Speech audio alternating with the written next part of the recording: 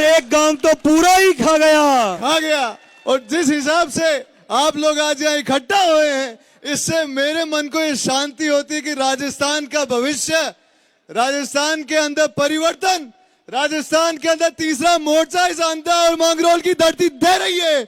और जिस कदर ये क्रांति यहाँ नहीं रुकेगी, ये क्रांति आज हम यहाँ से जो संदेश देंगे वो दोनों पार्टियों के हेडक्वार्टर दिल्ली में, इन दोनों पार्टियों तक यहाँ से समाचार जाना चाहिए कि या तो इन भ्रष्ट नेताओं को, इस गंदगी को अपने दफ्तरों से, अपने पार्टियों से, अपने कार्यकारिणी से निकाल के फेंको, नहीं तो ये जनता परिवर्तन करने के लिए तैयार है।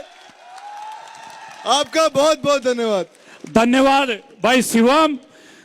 अब मैं हमारे लोकप्रिय प्रत्याशी जन नेता नरेश भाई के साथ कंधे से कंधा मिलाकर इस चुनावी अभियान में साथ दे रहे नरेश भाई के संघर्ष के मजबूत साथी और इस ऐतिहासिक जनसभा का संचालन का जिम्मा संभाल रहे आदरणीय प्रहलाद जी खटाना को आमंत्रित करता हूं, आप सबको संबोधित करें।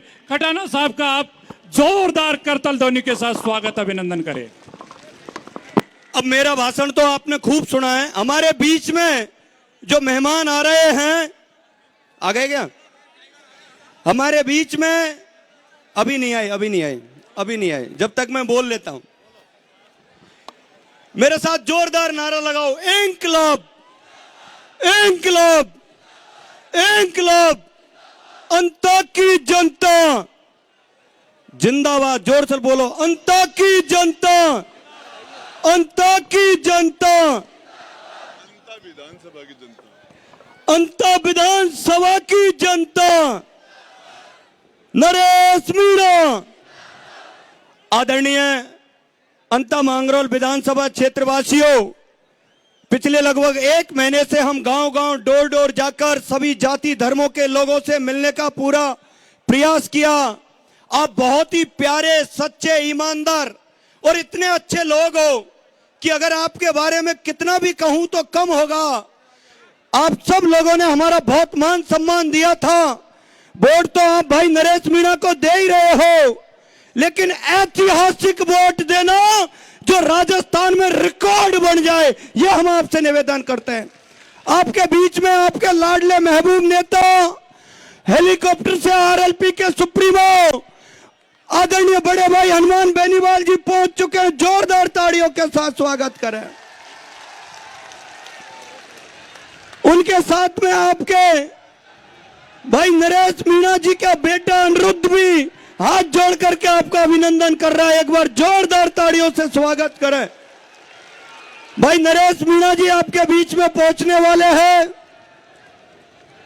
आरएलपी के प्रमुख, हम सबके आदरणीय सांसद हनुमान बेनीवाल जी उनके साथ आ रहे हैं। आदरणीय बेनीवाल साहब, इस देश के किसानों की मजबूत आवाज, आरएलपी पार्टी के प्रमुख, नागौर लोकसभा के माननीय सांसद बेनीवाल जी का हम जोरदार करतल ध्वनि और इंकलाब के नारे के साथ स्वागत करते रहेंगे। जाइए स्पीकरों पे से हट जाओ, स्पीकरों पे से स्पीकर खाली करो। स्पीकर को खाली कर देंगे। हमारी ये साउंड सिस्टम व्यवस्था बाधित हो रही है, इसके कारण प्लीज जो साथी स्पीकर के पास खड़े हैं वो जोरदार नारा लगाओ, इंकलाब इंकलाब इंकलाब इंकलाब। भाई ये स्पीकरों से हट जाओ, ये व्यवस्था आपकी है। और ये माता बहनों का ये जो रास्ता है ये भी खाली करें। ये हमारे जो नरेश भाई के साथी ये कार्यकर्ता है वो व्यवस्थाओं को सुचारू रूप से चलती रहे, इसलिए यहाँ पर मंच के सामने कोई भी नहीं आएंगे। माता बहनों के लिए स्थान निर्धारित है, बाकी स्थान हमारे मीडिया के साथियों के लिए निर्धारित है। आदरणीय हनुमान बेनीवाल जी हम सबके बीच में पधार रहे हैं। जोरदार आप बेनीवाल साहब का स्वागत करें, सम्मान करें। आपका लाडला महबूब नेता भाई नरेश मीणा जी आपका अभिनंदन कर रहा है। जोरदार ताड़ियों के साथ में स्वागत करें। अंता मांगरोल विधानसभा के जनप्रिय प्रत्याशी, जननायक, किसानों का नेता, गरीबों का नेता, वंचितों का नेता, युवाओं का नेता नरेश भाई, जोरदार नारा लगाओ, इंकलाब जिंदाबाद इंकलाब। जिंदाबाद। नारा ऐसा लगाओ जो आदरणीय हनुमान बेनीवाल जी और भाई नरेश मीणा जी आ रहे, जोरदार स्वागत करिए। बोलिए इंकलाब, इंकलाब, इंकलाब। हनुमान बेनीवाल जिंदाबाद। हनुमान बेनीवाल जिंदाबाद। नरेश मीणा जिंदाबाद। आदरणीय हनुमान बेनीवाल जी जिन्होंने मंच पर, प्लीज जो साथी है वो पीछे चले जाएंगे।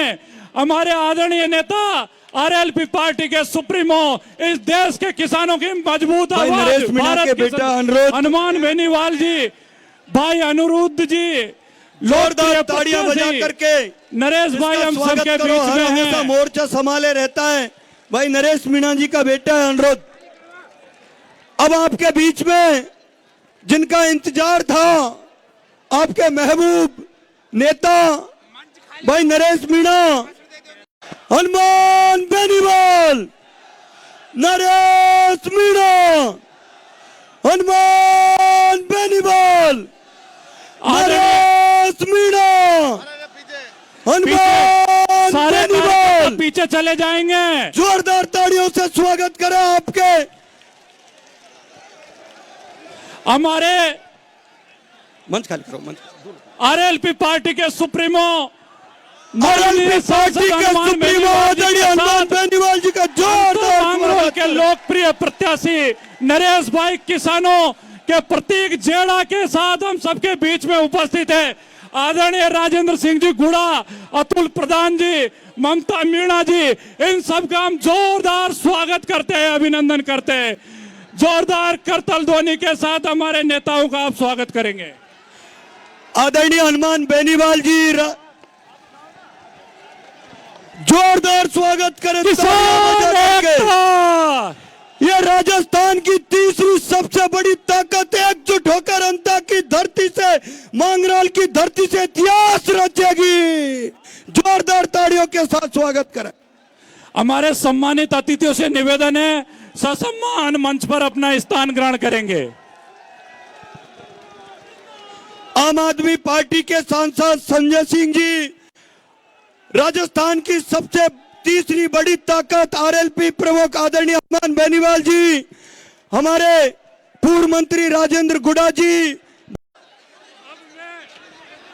हम सबके लोकप्रिय नेता, इस अंता मांगरोल विधानसभा की, आड़ोती की नहीं, पूरे राजस्थान के किसानों की, युवाओं की, वंचित वर्ग की, दलितों की सबसे मजबूत आवाज, जिन्होंने इस अंता विधानसभा में एक नया इतिहास रच रहे हैं। अखंड प्रचंड पुरुषार्थ करके जिस प्रकार से आप को जन समर्थन मिल रहा है वो अद्भुत है, ऐतिहासिक है। ऐसे हमारे नेता आप सबकी करतल ध्वनि के बीच में अंता मांगरोल विधानसभा के लोकप्रिय प्रत्याशी नरेश भाई से मैं अनुरोध करूंगा वो स्वागत भाषण और हम सबको संबोधित करें। आप सभी व्यवस्थाएं बनाने में सहयोग करेंगे। भाई ये व्यवस्था अपनी है, आपकी है। आज अंता मांगरोल की जनता ने जो इतिहास रचा है, जितनी भीड़ ग्राउंड में उससे कई गुना ज्यादा भार है। ये जगह माता बहनों के लिए है। आपसे मेरा निवेदन है, आपसे मेरा निवेदन है, भारत माता की, भारत माता की, इंकलाब, इंकलाब, नरेश मीणा जिंदाबाद। भाई पत्रकारों को छोड़ के हट जाएं इधर। हनुमान जी बेनीवाल जिंदाबाद। उन्हीं को बुला रहे हैं। ये स्पीकर गिरने वाले, कोई ना कोई मर के मर जाएगा। सभी साथियों से अनुरोध है, ये स्पीकरों से थोड़ा साइड हट जाए। अपनी व्यवस्था है, अपने को ही बनानी है, अपना कार्यक्रम, अपनी व्यवस्था। हमारे लोकप्रिय प्रत्याशी, जनता की, 12 जिले की और राजस्थान की सबसे बुलंद आवाज, सम्मान्य नरेश जी मीणा से निवेदन।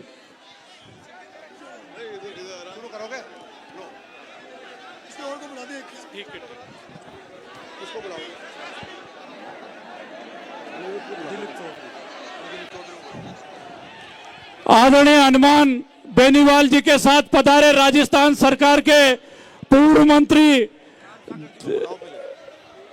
दिलीप चौधरी जी से मैं निवेदन करूंगा।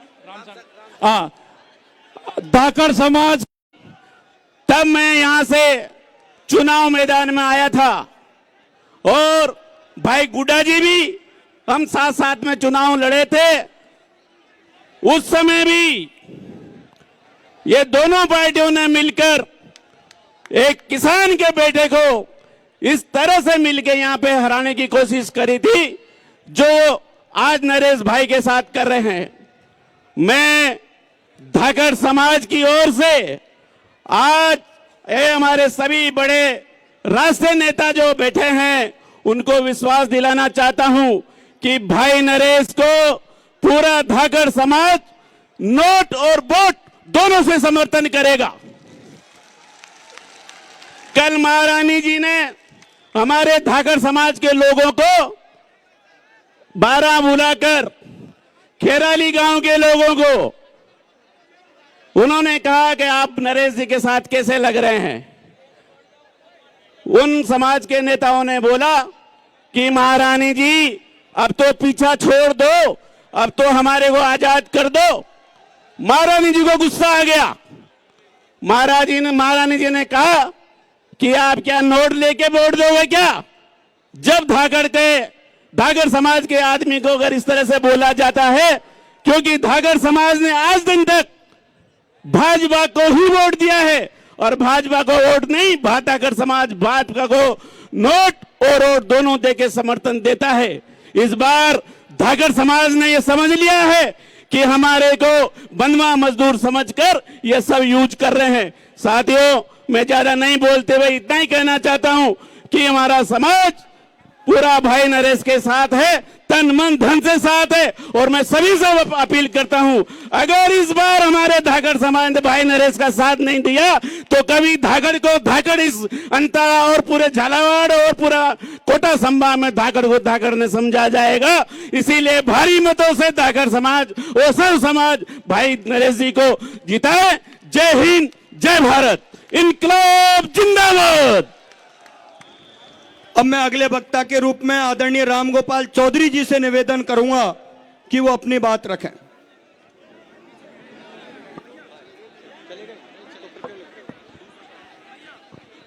आदरणीय रामगोपाल चौधरी जी।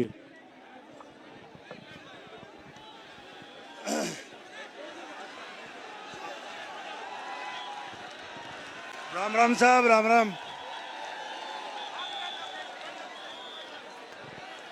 हमारे बीच में हमारे लोकप्रिय बड़े भाई साहब हनुमान जी पधारे हैं और जाट समाज के हर व्यक्ति से मैं मिला हूँ। सब नरेश जी की बात कर रहे हैं। दूसरी समाज का कोई वोट नहीं जाएगा, ना मैडम का जाएगा ना उसका जाएगा, भाया का। इन भाया ने तो इतना दंड दिया लोगों को। झालावाड़ में देख लो, 12 में देख लो, माइंसों को लूट ले पैसे। 1-1 करोड़ रुपए लेता था। मैंने खुद ने मेरे आंखों से देखा, इतना भ्रष्ट आदमी। और आज उसका सफाया करने के लिए ये हमारे भाई साहब के छोटा भाई है नरेश मेड़ा, और इसको ज्यादा से ज्यादा मत दो। अरे एक साथ पूरे गन्ने में लगाओ सब मिलके। तो मैं तो यही कह रहा हूँ, नरेश जी भी सेकंड हनुमान जी है और इनके साथ हम कंधा से कंधा मिला के, जाट समाज भी लगेगा, दूसरी जाति भी लगेगी, नागर भी लगेगा, इनका सफाया कर दो। ये नजर नहीं आना चाहिए। बाहर भेजो इनको गांव में, जो बाहर के बाहर ही जाएंगे। और सब लोगों को मिल के काम करना। 11 तारीख का ध्यान रखना है। सुबह से लाइन लगा देना, सबके पहले वोट डालने अपने लोग जाए। बस मैं आप लोगों से आग्रह कर रहा हूँ। और 14 तारीख को रिजल्ट खुले, फिर मतलब अलग ही होगा मामला। पे 14 तारीख के बाद में जितने भ्रष्ट नेता होता है ना, फिर एक तरफा चलेगा नरेश जी का मामला। आप अपने सब साथ रहेंगे। ठीक है साहब, राम राम साहब। बहुत बहुत धन्यवाद। मैं अगले वक्ता के रूप में आदरणीय पूर्व मंत्री दिलीप चौधरी जी से निवेदन करूंगा कि हम सबका मार्गदर्शन करें। आदरणीय पूर्व मंत्री दिलीप चौधरी जी, जिन्होंने अभी आरएलपी पार्टी ज्वाइन की है, जोरदार ताड़ियों के साथ स्वागत करें।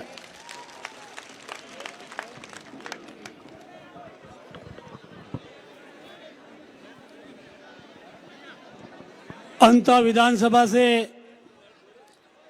आपके 36वीं कौम के लाडले उम्मीदवार नरेश भाई मीणा के समर्थन में आज राजस्थान के किसानों के जनप्रिय नेता, राजस्थान के लौह पुरुष और राष्ट्रीय लोकतांत्रिक पार्टी के अध्यक्ष हनुमान बेनीवाल साहब, आप पार्टी के संजय सिंह जी, पूर्व मंत्री राजेंद्र गुड़ा साहब और मंच पर सभी विराजित हमारे सम्मानीय नेतागण और अंता की जो ये जनसैलाब मैं देख रहा हूं, हनुमान बेनीवाल साहब के आने से एक परिवर्तन की आंधी चल चुकी है। अंता से आप नरेश भाई मीणा को जीता जाना।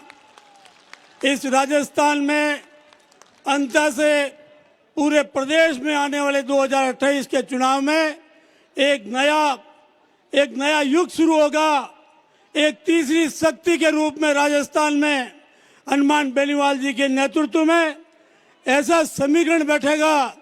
हम आज बेनीवाल साहब और तमाम नेता जो आपके बीच में नरेश भाई मीणा को समर्थन देने आए हैं, मेरा आप सबसे अपील है कि वोट के दिन आपका एक एक वोट मतदान केंद्र तक पहुंचना चाहिए।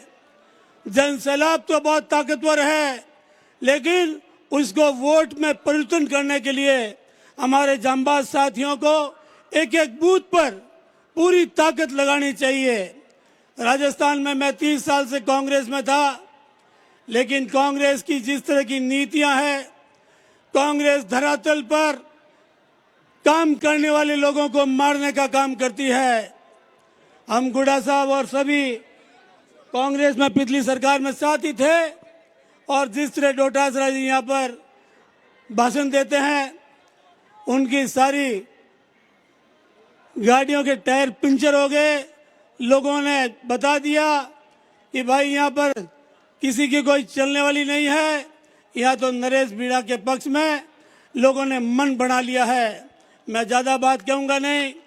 आप अगर सभी सच्चे दिल से 36 कौम बिरादरी यहाँ विराजमान हो, अगर नरेश भाई मीणा को पूरी ताकत से एक एक वोट इनके पक्ष में डालने का जो आप वादा करो, तो आप सभी हाथ खड़े करके इनको समर्थन दें।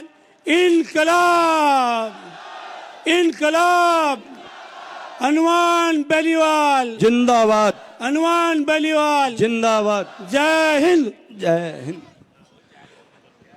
अब मैं भाई आपके महबूब नेता, लाडले नेता भाई नरेश मीणा से निवेदन करूंगा कि वो अपनी बात रखें और सबका स्वागत करें। धन्यवाद।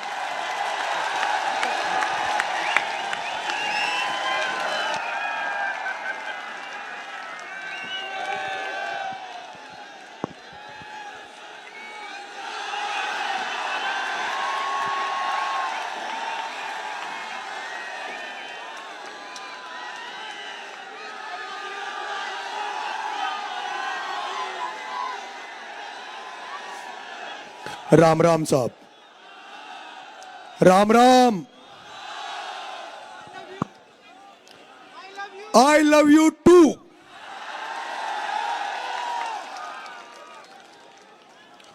फूल बनकर जो जिया, फूल बनकर जो जिया उसको यहां मसला गया। फूल बनकर जो जिया उसको यहाँ मसला गया। आदमी को फौलाद के सांचे में ढलना चाहिए। और अगर कोई फूल बनकर जो जिया उसको यहाँ मसला गया, आदमी को फौलाद के सांचे में ढलना चाहिए। और अगर कोई हक, अगर अधिकार कोई अगर आपका छीने, तो आंख से आंसू नहीं सैलाब बरसना चाहिए, सैलाब बरसना चाहिए।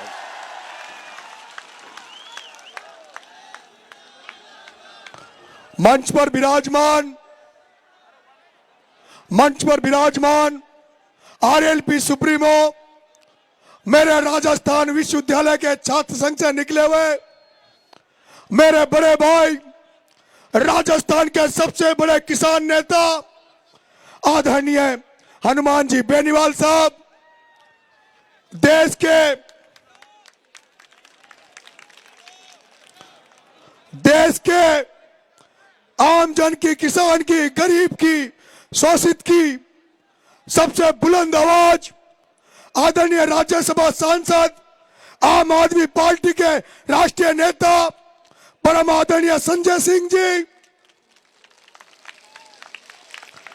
राजस्थान के पूर्व मंत्री, मेरे मार्गदर्शक, इस चुनाव का संचालन अपने संभालने वाले, हमें मार्गदर्शित करते हुए बड़े भाई राजेंद्र जी गुड्डा साहब, समाजवादी पार्टी के विधायक बड़े भाई अतुल जी प्रधान, जो पिछले संकट के समय हमारा साथ दे रहे, आदरणीय अतुल जी प्रधान साहब। एसडीपीआई पार्टी हंगामा खड़ा करना नरेश का मकसद नहीं, पर इस हाड़ौती के किसानों की, मजदूरों की तकदीर और दिशा बदलनी चाहिए, तकदीर और दिशा बदलनी चाहिए।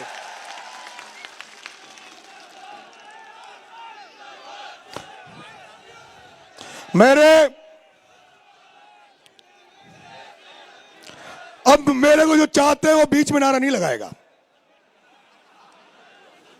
जो मुझे चाहते हैं वो बीच में नारा नहीं लगाएगा।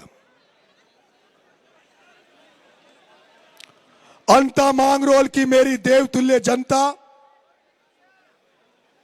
आपका बेटा नरेश मीणा कोई नेता बनकर नहीं, आपका बेटा बनकर आपसे आशीर्वाद मांगने निकला है, आपका समर्थन मांगने निकला है, आपका वोट मांगने निकला है। आप देख रहे होंगे पिछले 2 साल से किस तरह के संघर्ष से हम गुजर रहे हैं, किस तरह की कठिनाइयों से हम गुजर रहे हैं। आपने देखा होगा नरेश मीणा जब देवली उनियारा चुनाव लड़ा, जब एक एसडीएम द्वारा जब गांव के लोगों को जबरदस्ती वोट डलवाए जा रहे थे, और उसके बाद जब वो कांड हुआ, थप्पड़ कांड हुआ, तो नरेश मीणा को जहां 3-4 दिन में जमानत हो जाती, साधारण मुकदमा लगता, लेकिन 8 महीने तक टॉक की जेल में डाला। उस ओम बिरला ने टॉक की जेल में डाला। उसके बाद आपने वो भी देखा होगा जब झालावाड़ में 7 बच्चे उस स्कूल में भ्रष्टाचार की भेंट चढ़ गए थे, जब वो बच्चे मर गए थे, तब आपका ये बेटा नरेश मीणा, जिसने इस राजस्थान को नशा मुक्त बनाने के लिए, इस राजस्थान को भ्रष्टाचार मुक्त करने के लिए, इस राजस्थान के किसानों के हितों के लिए जब जन क्रांति यात्रा ये नरेश मीणा निकाल रहा था, और जब नरेश मीणा की भव्य यात्रा निकल रही थी, लेकिन जब नरेश मीणा को पता लगा कि 7 बच्चे भ्रष्टाचार की भेंट चढ़ गए, उनकी बलि चढ़ गई, तब नरेश मीणा ने यात्रा छोड़ के उन बच्चों को न्याय दिलाने के लिए झालावाड़ चला गया। उस झालावाड़ में चला गया जहां से वसुंधरा राजे 2 बार की मुख्यमंत्री रही और 5 बार सांसद रही, और उसका बेटा दुष्यंत सिंह 5 बार सांसद रहा। वह वसुंधरा राजे जो 1989 में धाकड़ का बेटा चतुर्भुज नागर का टिकट काटकर कुंडली बनाकर झालावाड़ में बैठ गई। अरे नरेश मीणा तो यात्रा छोड़ के उन बच्चों को न्याय दिलाने गया, लेकिन वो वसुंधरा राजे जिसके घर में वो घटना घटी, 7 बच्चे मर गए, उस वसुंधरा राजे ने उन बच्चों को न्याय नहीं दिया। उस वसुंधरा राजे ने नरेश मीणा को 40 दिन की जेल यात्रा करवा दी, 40 दिन की जेल यात्रा करवा दी।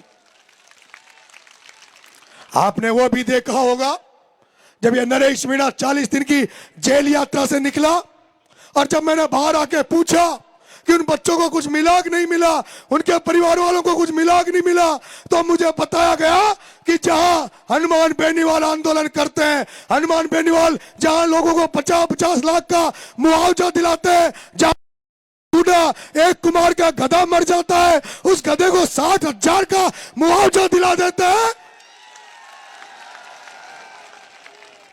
जहां एक गधे को, कुमार के गधे को मरने पर राजेंद्र गुड्डा 60,000 का मुआवजा दिला देते हैं, वहीं राजस्थान की 2 बार की मुख्यमंत्री रही, 10 बार से सांसद रही वसुंधरा राजे ने उन गरीबों को मुआवजे के नाम पर क्या दिया? 5 बकरियां। अरे वसुंधरा, तेरी तरह अगर हनुमान बेनीवाल 2 बार मुख्यमंत्री बन जाता, राजेंद्र गुडा मुख्यमंत्री बन जाता, तो जैसे चील गाड़ी में लोग मरे थे उनको 1-1 करोड़ रुपए मिले थे, तो उन गरीब बच्चों को तो ये 5-5 करोड़ रुपए दिला देते। लेकिन ये दुर्भाग्य है, यह दुर्भाग्य है कि हम लोग ऐसे लोगों को चुनते हैं जिनको हमसे कोई लेना देना नहीं है। और झांसी की रानी को मरवाने वाला परिवार, और झांसी की रानी को मरवाने वाला परिवार, हाड़ौती के लोगों जिसका वसुंधरा का 1 वोट, उसके बेटे का 1 वोट, 2 वोट वाली लाखों की संख्या में धाकड़, लाखों की संख्या में गुर्जर, लाखों की संख्या में मीणा, लाखों की संख्या में माली, लाखों की संख्या में ब्राह्मण, लाखों की संख्या में यहाँ का राजपूत, और वो 2 वोट वाली राज कर रही है। और मादरी बेचारे जमाओं का झंडा उठा रहे, जाओ की गुलामी कर रहे हैं। और वो प्रमोद भाया,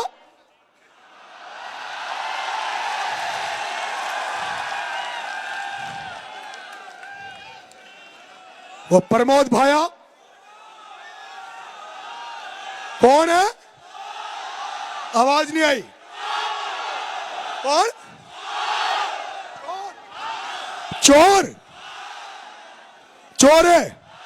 हाथ खड़े करो, कौन कौन मानते हैं चोर है?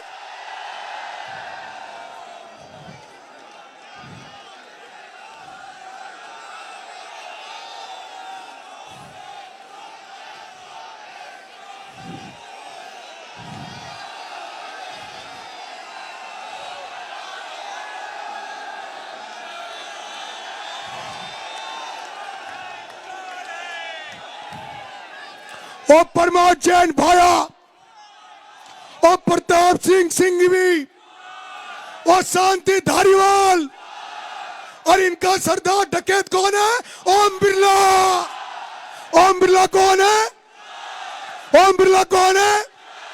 नहीं नहीं, चोर नहीं है। नहीं नहीं नहीं, गलत। चोरों का सरदार, चोरों का सरदार कौन है? चोरों का सरदार कौन है? किसानों का हत्यारा कौन है? किसानों का हत्यारा कौन है? अब हमारी बात भी सुनो, पर ताई ता बोलेगा तो फिलहाल तो घना सारा नेता भी छे। मेरे भाइयों, वो ओम बिरला, प्रताप सिंह सिंघवी, प्रमोद जैन भाया, शांति धारीवाल, वो चार व्यक्ति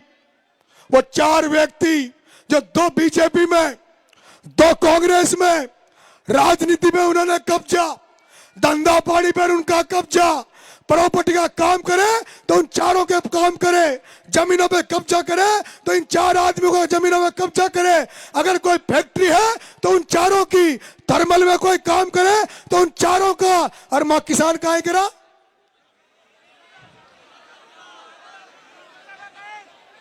मेरे किसान भाइयों, मैं कहना चाहता हूं, राजस्थान की वसुंधरा राजे जो आज गली गली में वोट मांग रही है, देश के 3रे नंबर पर बैठा लोकसभा स्पीकर ओम बिरला, ये तुम्हारी धरती है, हाड़ौती की धरती है, जहां से वसुंधरा को 2 बार मुख्यमंत्री बनाया, जहां से लोकसभा स्पीकर ओम बिरला बैठा है। और दुर्भाग्य की बात है, आदरणीय संजय सिंह जी, आदरणीय हनुमान जी बेनीवाल साहब, बीजेपी वाले वोट मांग रहे हैं, कांग्रेस वाले वोट मांग रहे हैं, लेकिन इस जनता को, जिसकी बरसात की फसल चौपट हो गई, जिसकी सोयाबीन चौपट हो गई, उड़द की फसल चौपट हो गई, धान की फसल चौपट हो गई, लेकिन इस हाड़ौती के किसान को आज दिन तक फसल बीमा का पैसा नहीं मिला। आज दिन तक ये फसल बीमा के पैसे के लिए इंतजार कर रहे हैं। आदरणीय संजय सिंह जी, आदरणीय हनुमान जी बेनीवाल साहब, आप भी उस स्पीकर की संसद में बैठते हो, उससे सवाल पूछना, लोकसभा स्पीकर ओम बिरला, तो ये तो बता दे, ओम बिरला, लोकसभा स्पीकर ओम बिरला, तो ये तो बता दे कि जो हाड़ौती का किसान है वो खाद की लाइन में लग रहा है, अटैचमेंट के साथ खाद दिया जाता है, डीएपी का कट्टा 1400 को कट्टा 1802,000 रुपए में मिल रहा है, 1802,000 रुपए में मिल रहा है। और आदरणीय संजय सिंह जी, मैं केवल कांग्रेस बीजेपी के खिलाफ नहीं लड़ रहा, यहां तो दोनों ही पार्टी एक है, यहां तो बीजेपी कांग्रेस एक है। यहां पर प्रमोद भाया की घरवाली के वोट आते हैं 12, प्रमोद भाया की घरवाली के वोट आते हैं 12 और बीजेपी के कैंडिडेट प्रियंका शर्मा के वोट आते हैं 13। लेकिन फिर भी वो जो प्रमोद भाया का एक बड़ा भाई जो प्रताप सिंह सिंघवी जो बीजेपी का विधायक है, वो एक वोट को प्रमोद भाया की घरवाली को दे देता है और बीजेपी की जिला प्रमुख बननी चाहिए, उसकी जिला प्रमुख कौन बनती है? भाभी। कौन बनती है? वोट बेचारे ये जनता वोट देती है कि मां कांग्रेस ही छा, मां बीजेपी का छा, और वो जो कांग्रेस बीजेपी का जो नेता बने छा ना, वो यहाँ का वोट को आपस में बांट ले छे, आपस में बांट ले छे। एक किसान का नेता, एक प्रहलाद गुंजल जो पहले बीजेपी में था, उस बीजेपी में रहते हुए इस धारीवाल ने, ओम बिरला ने, इन्होंने चारों ने मिलकर उसकी बीजेपी में राजनीतिक हत्या की। और अब जब वो कांग्रेस में आ गया, तो उनकी सारे कांग्रेस के लोगों ने मिलकर उसकी हत्या कर दी। यहां पर इस हाड़ौती की धरती पर, जहां पंजाब हरियाणा की तरह जमीन है, काली मिट्टी है, ये उपजाऊ खेती है, ये अंततः मेहनत करता है, लेकिन कोई भी राजनीति में जब आगे बढ़ने लगता है उसकी राजनीतिक हत्या कर दी जाती है। ऐसे कई उदाहरण है। यहाँ शिवनारायण नागर को घर बिठा दिया गया, एक है यहाँ पर मनोज चौधरी, आपका अजीत सिंह माथड़ी, आपका दिनेश जी यादव, आपके अरविंद जी भारद्वाज, ऐसे तमाम किसान लोग थे जिनकी हत्याएं कर दी। मैं किसान भाइयों, यहाँ पर बहुत अच्छे अच्छे नेता हुए थे। रघुवीर सिंह जी कौशल हुए, भरत सिंह जी कुंदनपुर हुए, यहाँ पर बहुत जो लोग थे उस समय मानवता थी, किसानों के हितों की रक्षा होती थी। लेकिन गुडा साहब जो कहते हैं कि चाणक्य ने कहा था कि जब किसी व्यापारी को राजा बना दोगे तो उसी दिन ये किसान आम जनता भिखारी बन जाएगी। हमारे यहाँ पर व्यापारी राजा बनकर बैठे हैं और जनता बेचारी भिखारी कर दी, जनता भिखारी हो गई। इसलिए ये बदलाव करने निकले आदरणीय संजय सिंह जी, आदरणीय बेनीवाल साहब, ये हाड़ौती की जनता बदलने निकली है, ये इंकलाब का नारा लगा रही है।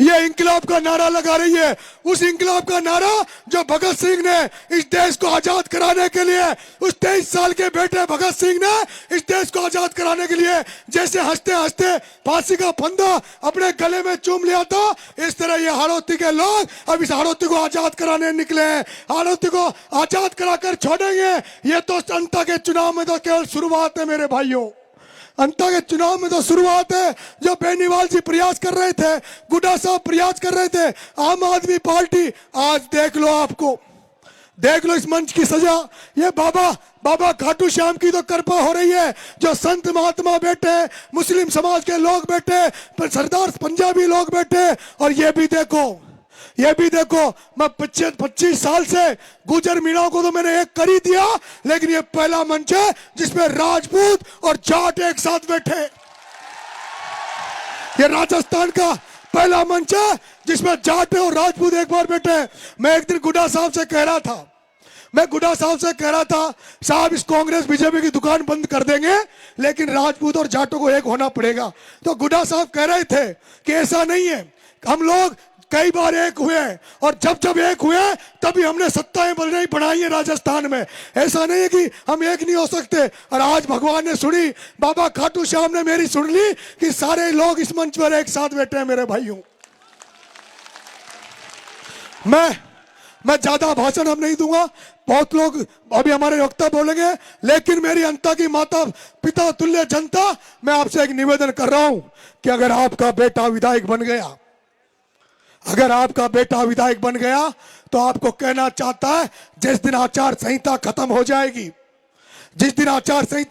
जाएगी, 12 की धरती पर एक किसान आंदोलन करेंगे, जिसमें सभी समस्याओं को लेकर कलेक्टिव में चढ़ाई करेंगे। और सबसे पहले तो मैं यहाँ के किसानों को फसल बीमा का पैसा दिलवाऊंगा, आपको फसल बीमा का पैसा दिलवाऊंगा।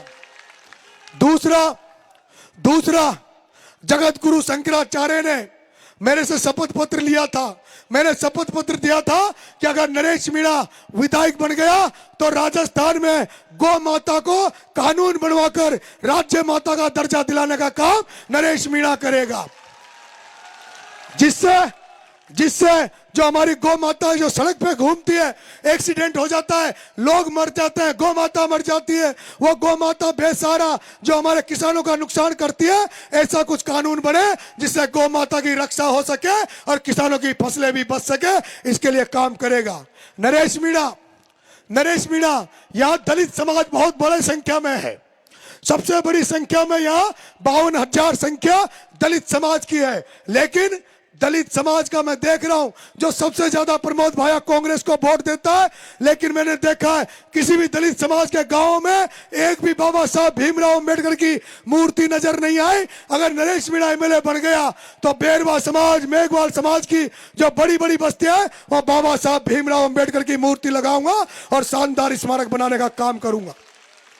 और मेरे भाइयों मैं गांव में जाता हूं तो माता बहनें कहती है, वो देवपुरा और वो बंजारे कहते हैं कि बड़गांव वाले कि उनकी माता बहनें कहती है कि नरेश जी माँ तो कोई वोट देगा, एक काम करा दीजिए। मैंने बताओ बेड़ा काहे करूं, कब माँ का ये जो दारू की दुकाना जो थड़िया खोल बनी थी ना घड़ी घड़ी में, यहीं बंद करा दीजिए। मैं वादा कर रहा हूं नरेश मीणा अगर एमएलए बढ़ गया 8 बजे के बाद कोई ठेका नहीं खुलेगा और जो गांव में थड़िया लगा रखी है ना दारू की, इन दारू की थड़ियों को बंद करवाने का काम नरेश मीणा करेगा। मेरे भाइयों अगर नरेश मीणा एमएलए बन गया, नरेश मीणा अगर एमएलए बन गया तो यह विधानसभा राजस्थान और देश की ऐसी विधानसभा होगी जिसमें भ्रष्टाचार नाम की कोई चीज नहीं होगी। किसी थानेदार, तहसीलदार, एसडीएम कार्यालय में अगर किसी ने भी, चाहे वो थानेदार हो चाहे वो एसडीएम हो, अगर किसी से रिश्वत के नाम पर 1 रुपया भी ले लिया तो नरेश मीणा उस अधिकारी का काला मुंह करके गधे पे बिठा के बंदोरी निकाल देगा। यहां पर एमएलए बनने के बाद इस विधानसभा में भ्रष्टाचार नाम की कोई चीज नहीं रहेगी और जो ईमानदार अधिकारी होंगे, जो ईमानदार कर्मचारी होंगे उनका हम सम्मान बढ़ाएंगे, उनको माला पहनाएंगे, उनका आदर सत्कार करेंगे। मेरे भाइयों ये मांगरोल जहाँ ये सभा कर रहे हैं हम लोग, यहाँ खादी का बहुत अच्छा काम होता है, लेकिन उस खादी को कोई मान्यता नहीं है। हम उस खादी के लिए यहाँ पर उस व्यवसाय के लिए यहाँ की बात करेंगे। ये जो जिस मंडी में हम बैठे हैं, मंडी बन गई, शानदार मंडी है, लेकिन उसके बावजूद भी ये मंडी बंद पड़ी है। इस मंडी में धान की मंडी खुलवाने का काम नरेश मीणा करेगा। और मेरे मांगरोल के व्यापारी भाइयों आपसे भी एक सचेत कर देना चाहता हूं, आपको बता देना चाहता हूं, जैसे कि प्रमोद भाया ने एक जो मॉल खोला है 12 में मार्ट, उसी तरह का वो यहां पर भी खोलने जा रहा है, जिससे छोटे छोटे व्यवसायी हैं वो मर जाएंगे, वो कुचले जाएंगे, उनको बर्बाद कर दिया जाएगा। इसलिए आप व्यापारी भाइयों को भी सचेत हो जाना चाहिए। मेरे भाइयों जितनी भी गांव की समस्या है उनको दूर करूंगा। मैं आप जनता का बेटा हूं, मैं किसी नेता, पटेल, जागीरदार, प्रधान, प्रमुख इनके घरों पे नहीं जाऊंगा, गांव में जाऊंगा, आपके बीच में बैठ के आपकी समस्याओं को सुनूंगा और जो मुझे फंड मिलेगा वो फंड मिलेगा उसको आपके द्वारा बांटा जाएगा। और फंड में कोई सरपंच नहीं नखा दूं, कोई आईएन कमीशन न खा सके, पूरा फंड लागेगा। और जो मुझे जो तनख्वाह मिलेगी अगर एमएलए बना, और मुझे जो तनख्वाह मिलती है उस तनख्वाह को भी मैं यहाँ की जो बच्चियां हैं उनकी शिक्षा पर लगाऊंगा, छोटे छोटे बच्चों की शिक्षा पर लगाऊंगा। अगर नरेश मीणा एमएलए बन गया तो नरेश मीणा प्रयास करेगा, आदरणीय हनुमान जी भाई साहब, संजय जी भाई साहब, इन सबका सहयोग लूंगा, क्योंकि भाई साहब हमारा एरिया बहुत पिछड़ा हुआ है, हम निःशुल्क कोचिंगें खोलेंगे ताकि बच्चे कोचिंगों में पढ़ सके। इसलिए आप सब लोग अब भाई साहब को सुनेंगे। एक बार वो लोग हाथ खड़ा कर दो जो ईमानदारी राजनीति पसंद करते हैं, ईमानदार की राजनीति पसंद करते हैं। अब वो हाथ खड़े करो जो चोर और भ्रष्टाचार को पसंद करते हैं। जो व्यक्ति चोर और भ्रष्टाचार को पसंद करते हैं वो हाथ खड़े करो। अब मैं कह रहा हूं जो भाया को चोर भ्रष्टाचारी मानते हैं वो हाथ खड़े करो। सारे मानते हैं। अब मेरा यह मानना है कि जो चोर का साथ देता है वो भी कौन होता है? भ्रष्टाचारी का साथ देगा वो। इसलिए आप तय कर लेना, यह ईमानदारी और भ्रष्टाचार के बीच लड़ाई है। बहुत बहुत धन्यवाद। राम राम साहब। जगह करा दो पहले तो।